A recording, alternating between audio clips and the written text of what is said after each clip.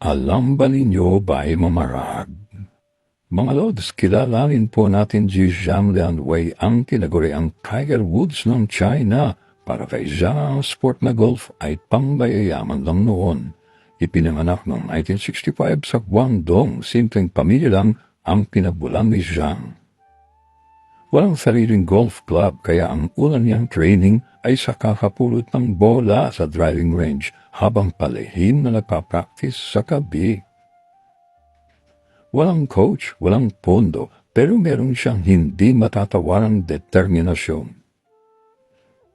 Sa loob ng ilang dekada, tuloy-tuloy siyang nagsanay kahit pinagtatawanan hanggang sa maging kauna-unahang Chinese player na nanalo sa Asian Tour noong 1996.